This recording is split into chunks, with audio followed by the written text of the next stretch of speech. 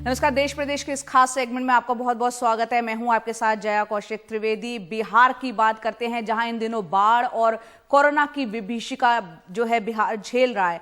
बावजूद इसके बिहार विधानसभा के चुनाव नियत समय पर होंगे। कम से कम चुनाव आयोग ने अभी तक तो ऐसे ही संकेत दिए हैं। इन हालातों में बहुत से लोग, कई राजनीतिक दल फिलहाल चुनाव न कराने के पक्ष में थे। यही नहीं, कई राजनीतिक दल चुनाव आयोग के जारी दिशा निर्देशों से भी बहुत खुश नहीं हैं। क्यों, बता रहे हैं हमारे सहयोगी मनीष कुमार। सोमवार को शिक्षा विभाग के कार्यक्रम में मुख्यमंत्री नीतीश कुमार ने शिक्षकों को भी खुश कर दिया और छात्रों को भी। छात्रों के स्टूडेंट क्रेडिट कार्ड की राशि माफ करने की घोषणा की और शिक्षकों का वेतन भविष्य में और बढ़ाने का भरोसा भी दिया।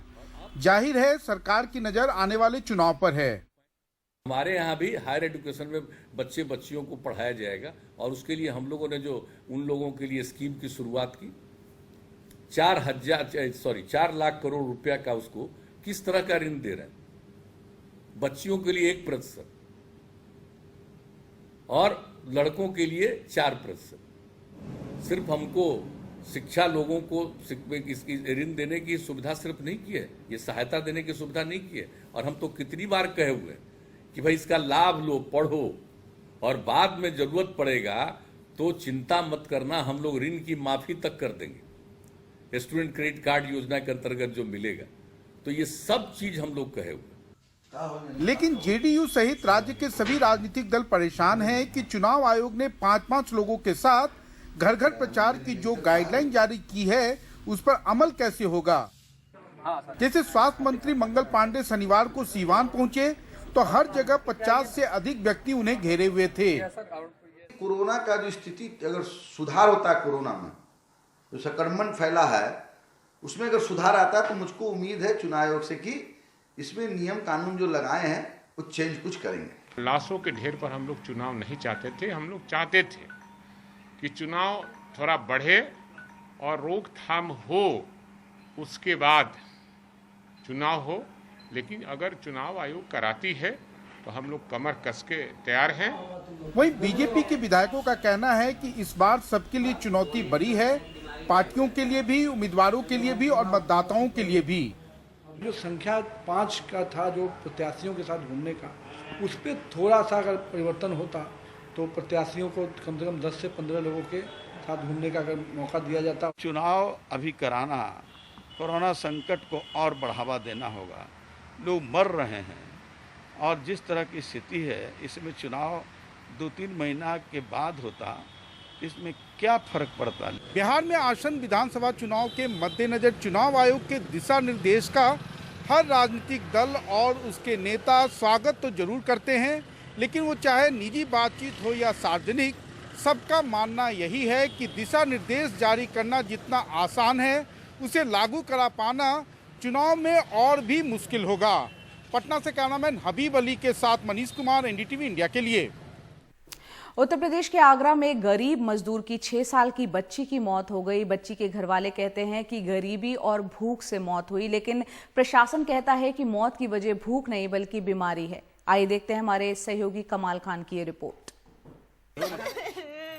पूजा के आंसू रुकने का नाम नहीं लेते हैं। 6 साल की बहन सोनिया बहुत तकलीफ में गुजर गई। इतने गरीब हैं कि कभी खाने को मिलता है तो कभी भूखे सो जाते हैं। पापा ने सांस की बीमारी, मम्मी 6 महीना में एक दफे बेलदारी बजा दिया है। हमारे घर में कुछ भी नहीं है खाने के लिए। माँ मांग के खा लेते हैं, कभी कभार नहीं, भूखे सो जाते हैं। सोनिया के माँ बाप दोनों मजदूर हैं। लॉकडाउन में काम बंद हो गया। अब माँ को मजदूरी मिलती है तो करती है, पिता की सांस फूलती है, काम नहीं कर पाते। माँ की मजदूरी से घर का खर्च नहीं चलता, बिजली का बिल नहीं जमा कर पाए तो 1 महीने से लाइट भी कटी है। खावे भी उतना है, तुम मार कोई दे देता खा लेते, तो भूख प्यास ही खत्म हो गया, और कोई दे दे तो खा लेते, नहीं बस सो जाते हम। जिम्मेदार हमारी लाट कट गई। बच्ची की मौत पे प्रियंका गांधी ने फेसबुक पे लिखा कि आगरा जिले की बच्ची का इस तरह भुखमरी से मर जाना सरकार के माथे पे कलंक है।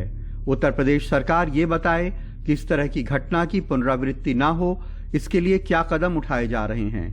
बच्ची की मौत के बाद प्रशासन ने उन्हें राशन भिजवाया है और किसी की मदद से बिजली का बिल दिलवा के बिजली भी जुड़वाई है। लेकिन प्रशासन कहता है कि लोग गरीब हैं, लेकिन बच्ची की मौत भूख से नहीं, बीमारी से हुई है।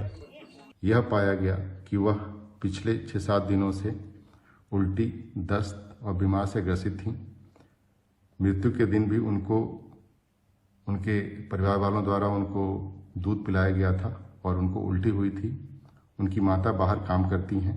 जब तक वो मजदूरी करने गई थी और जब तक लौटी तब तक बच्ची की मृत्यु हो गई थी। उनके पूरे परिवार वालों का स्वास्थ्य का परीक्षण कराया गया। उनको कुछ मल्टीविटामिन्स और जो उनको रिक्वायरमेंट्स थी वो दिया गया है। भूख से हुई मौत को साबित करना बहुत मुश्किल होता है, क्योंकि ज़्यादातर भूख से हुई मौतें फौरन भूखे रहने की वजह से नहीं होती हैं, लेकिन गरीबी की वजह से लगातार भूखे रहने वाले इंसान के जिस्म के अंदर बहुत तरह की बीमारियां और परेशानियां पैदा होती हैं, जिससे उसकी मौत हो जाती है। आगरा में नसीम और लखनऊ में कैमरामैन विनीत वर्मा के साथ कमाल खान, एनडीटीवी इंडिया। और अगली खबर भी उत्तर प्रदेश से, जहां मास्क को लेकर विवाद हो गया है। अलीगढ़ के बंसल नर्सिंग होम में देर रात इलाज कराने आए मरीज के तीमारदार के मास्क न पहनने पर नर्सिंग होम स्टाफ के टोकने के चलते विवाद में तोड़फोड़ का मामला सामने आया है।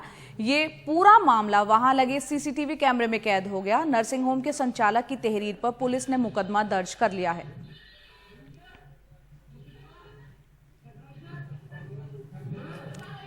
पंजाब में संगरूर जिले के गांव के लोगों ने यह तय किया है कि सरकार की तरफ से कोई भी टीम आए वो अपना कोरोना टेस्ट नहीं करवाएंगे। स्थानीय गुरुद्वारे के लाउडस्पीकर से इस बारे में ऐलान भी किया गया, लेकिन इसके पीछे की वजह क्या है, आइए देखते हैं हमारे सहयोगी मोहम्मद गजाली की ये रिपोर्ट।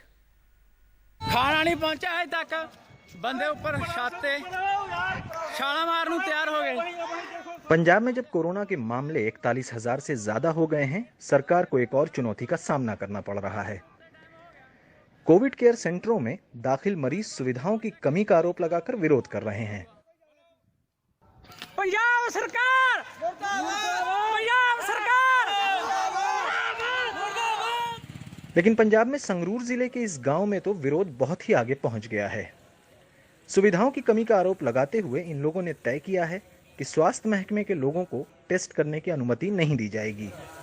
गांव के गुरुद्वारे से इस बारे में ऐलान भी किया गया है कि जेकर साडे पिंड दा कोई भी व्यक्ति इदों बाद कोरोना पॉजिटिव आउंदा तां असीं ओहदी देखभाल ते पॉजिटिव मरीजों को होम आइसोलेशन में रखना चाहिए, न कि सरकारी कोविड केयर सेंटरों में। हमने इस बारे में ऐलान भी करवाया है। अगर कोई पॉजिटिव आता है तो हम चाहते हैं कि उसे या तो स्थानीय सरकारी स्कूल के परिसर में रखा जाए या फिर घर पर ही आइसोलेशन में। अगर स्वास्थ्य विभाग के अफसर गांव में आते हैं तो हम उनको पॉजिटिव मरीजों को साथ नहीं ले जाने देंगे। ਜਿਹੜਾ ਵੀ ਕੋਈ ਸਾਡੇ ਪਿੰਡ ਦਾ ਕੋਈ ਕੇਸ ਪੋਜ਼ਿਟਿਵ ਆਊਗਾ ਜੀ ਉਹਨੂੰ ਜਾਣ ਦੀ ਜਿੱਦ ਕਰਨਾ, ਕਿਸੇ ਨੂੰ ਲੈ ਕੇ नहीं जान देंगे। कोविड केयर सेंटरों में दाखिल लोगों के वीडियो देहाती इलाकों में दहशत फैला रहे हैं। मिसाल के लिए गुरप्रीत, जिसके भाई को पॉजिटिव पाए जाने के बाद कोविड सेंटर ले जाया गया। डॉक्टर डिस्पेंसरी ਦੇ ਵਿੱਚ ਆਏ ਸੀ, ਉਹ ਕਹਿੰਦੇ ਵੀ ਦੁਕਾਨਾਂ ਦਾ ਟੈਸਟ लेता जाऊगा ਤੇ मेरा टेस्ट के लिए बुलाए जाने से पहले तक मेरा भाई ठीक ठाक था।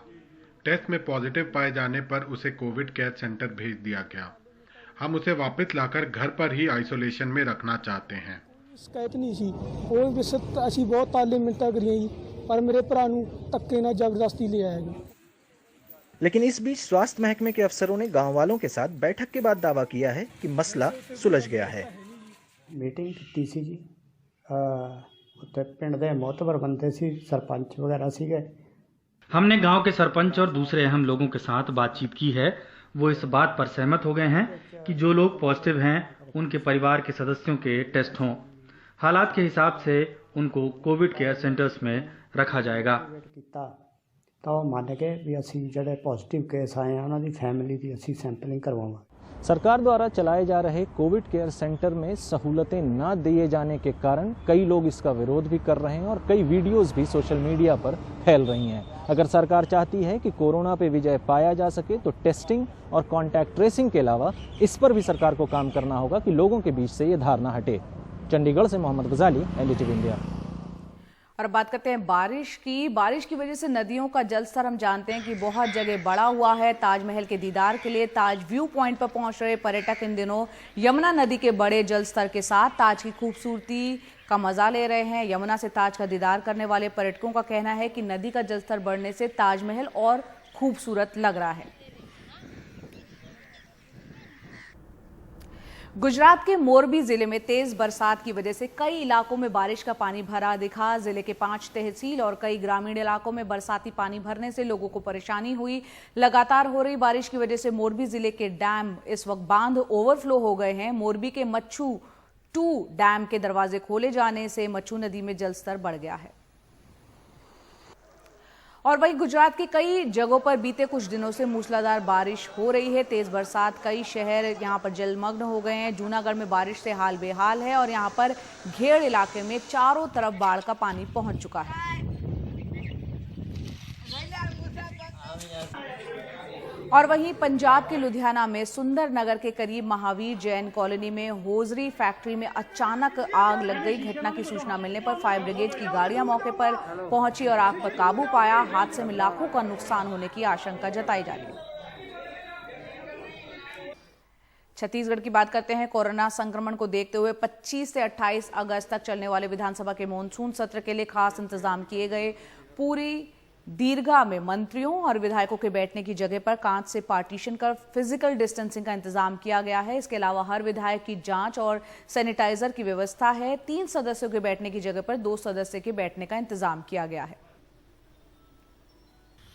असम की बात करते हैं। यहां की गुवाहाटी को उत्तरी गुवाहाटी से जोड़ने वाले रोपवे का सोमवार को उद्घाटन किया गया। ब्रह्मपुत्र नदी के ऊपर बना करीब 2 किलोमीटर लंबा ये रोपवे नदी पर बना देश का सबसे लंबा रोपवे है। यात्रियों को उत्तरी गुवाहाटी से गुवाहाटी तक नदी के पार जाने के लिए केबल कार को लगभग 7 मिनट का वक्त लगेगा। इसके केबिन जो हैं वो स्विट्जरलैंड से आयात किए गए हैं।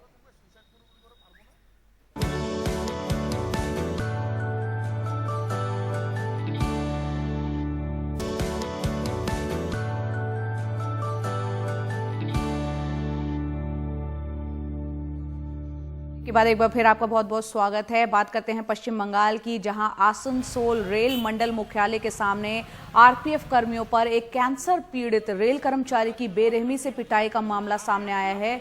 इतना ही नहीं, इस घटना का विरोध करने जब कुछ स्थानीय लोग वहां पर पहुंचे तो आरपीएफ कर्मियों ने न केवल उनकी पिटाई की बल्कि 2 लोगों को हिरासत में भी ले लिया। घटना के बाद से बड़ी संख्या में स्थानीय लोग पहले आसनसोल रेल मंडल मुख्यालय और बाद में आसनसोल आरपीएफ वेस्ट पोस्ट के सामने जाकर विरोध प्रदर्शन उन्होंने किया।